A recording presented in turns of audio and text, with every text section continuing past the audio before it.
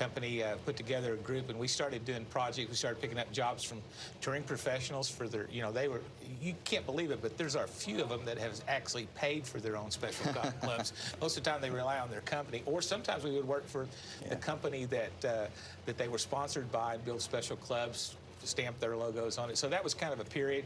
I got to meet a lot of people during that period.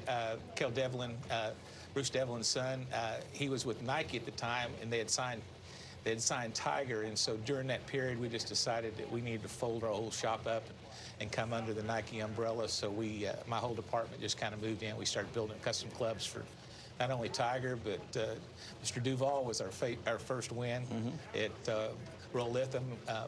And so we just had a great time. It was a wonderful experience. Before we get to Tiger, Tom, tell us about Ben Hogan. And, there's so much I'm sure you could divulge about him.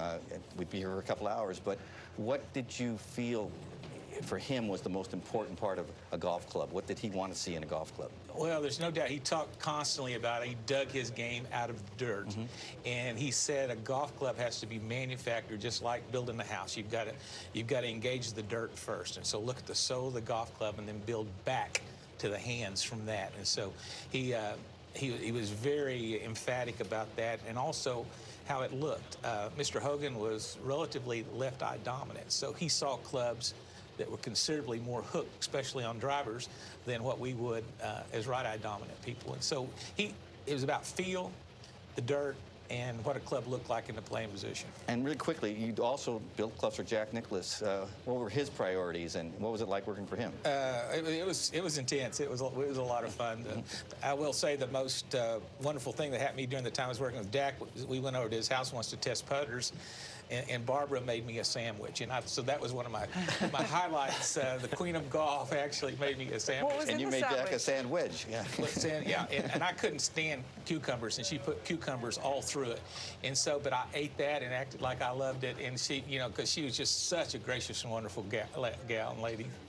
What to get to Tiger really quick, Tom, because that is, people describe him as having just crazy feel, obviously, and you've got some great stories, I'm sure, about that. But what was the process like? What was the process like when you started with Tiger and you were going to design an iron? What was the process? What was the start of the process? And then kind of walk me through that process on what it was like to design an iron for him. Sure, yeah, and you're exactly right. He's different. He's wired different. I used to joke that Tita and Earl must have been visited by aliens, because we have got somebody here that cannot. He plays the game at a different level. And so when we started with him, it was basically we looked at the clubs that he had played as a child, as a teenager, and what he was in those golf clubs right then. So we started to develop and look for profile, because what the club looks like in the playing position for every player out here is slightly different. They have different eye dominances. They set their hands differently. There's all kinds of different. So we wanted to be able to tune in on that first. And then from that, we went to blocks of steel, billet steel, and started cutting out prototypes that we felt were based on what Tiger's historical eye and the things that had performed for him in the past. And so we started doing that and meeting with him on a regular basis, probably once a month during that early portion of the relationship, and eventually kind of zeroing in on what we thought was a close iron. And then we had some actual forging tooling made at Indo over in Japan, which would give us something that was a blank that we would take off about 100, 200 grams of material in order to get it into the club. And we were constantly testing, constantly flying around the country, meeting him in different places. He came to Fort Worth a number of times to the oven, and we just had it was a constant ongoing process. Especially, I guess, on wedges, too. He's very meticulous on his wedges. What were some of the things that he was very adamant about and specific about in regards to what he wanted to feel with his irons? He was he's like I said, he has more wires, I think, in his arms than the rest of us, and could pick up small differences. One example of that is that we sent him 9 drivers one time to test, and he went through the whole. I had a spreadsheet sitting on my desk, and when he called me back, he says, "I like the heavy one." And I looked at the spreadsheet, and out of these 9 drivers, the difference in the weight was maybe 4 grams from the heaviest. 4 grams, not head weight, not D4 to D0. That's the weight of 4 $1 bills on the table. And he could tell the difference. He could tell the difference in that, and I thought he was, I thought he was pulling my leg, but that was the one. He said, I like the heavy one. And I said, well, which one's that? And he said, well, it's number 5. And so I looked down, and sure enough, there it was. And so we knew we were dealing with a different kind of a player. Mr. Hogan pulled a thing on me like that once about wedges. He thought was a half a degree, too weak. And I shook my head as I walked back to the shop and thought, that old man can't see that half a degree wedge sitting in this chair putting that club on the ground. Got back there, sure enough, he did. He had his own, we had a whole conversion chart there between Hogan degrees and engineering degrees that we had to use. So it was a big experience. And so had I not gone through some of those things with Mr. Hogan, I might have been even more overwhelmed when Tiger came into our lives, and it was pretty overwhelming. So when you wonder how detail-orientated Tiger was in the fitting process, the answer is very.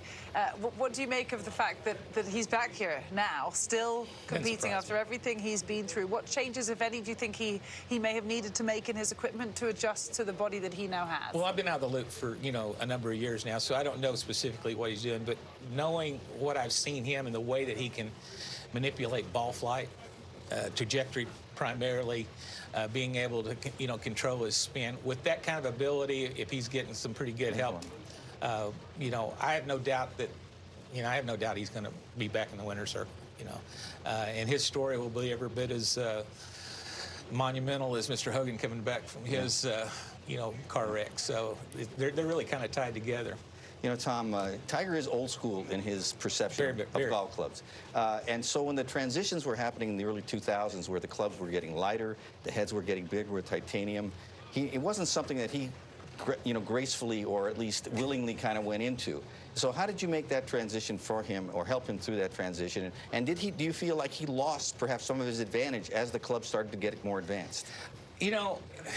Tiger, because he was old school and he was such an incredible ball striker, these big, oversized drivers are more important for people that do not consistently hit the same spot every time. And so Tiger, with the ability to do that, I've always said he could play pretty close, with the persimmon driver. But we wanted to be able to bring him into some of the things that were more marketable as the business, dictates, and that other people could find hope because they were playing something that. But Tiger he was able to play a mid-sized or even a small-headed driver if he so chose. And you do give up some things when you go to size that you can, from a manipulation or a ball movement standpoint, that you can get from some of the more of the old school stuff. Did you see a drop off in his performance or anything at all? I didn't. I mean, how many times did he win during that period? Sure, we just sat there and clicked him off, as he won, and got more happy as we went along. So how Hogan and Tiger have been linked for a number of reasons. How are they linked with the golf clubs as far as you can see? You've dealt with both of them. You worked for Mr. Hogan when he was obviously in his later years. You didn't get to see the play that he had. But as far as how they looked at golf clubs and how they wanted to see golf clubs and how they could feel golf clubs, how are they similar and how are they different? Well, I did get a chance to hit prototypes with Mr. Hogan very late in his career at Shady Oaks. We had a number of sessions on that. So I saw, and he was still able to manipulate ball flight. The trajectory is everything at that level. And that's something that Tiger, you remember when he broke the planes of glass out in the commercial? Man, that was real. And he's able to, in those ways they were similar. They also were similar in the way that they looked at golf clubs. And again, every player out here today has got his own special talent, but there's pretty significant differences if you get down on how they actually see it. Different parts about different types of eye dominance, different hand positions, all the different things that allow them to be individuals, not only in the way they play, but the way that they see things. So Tiger and Mr. Hogan were really pretty similar. They were both very intimidating, in their own way, not only on the golf course, but in the grind shop too. So he kept us on our toes, and we worked hard and had a lot of fun with it.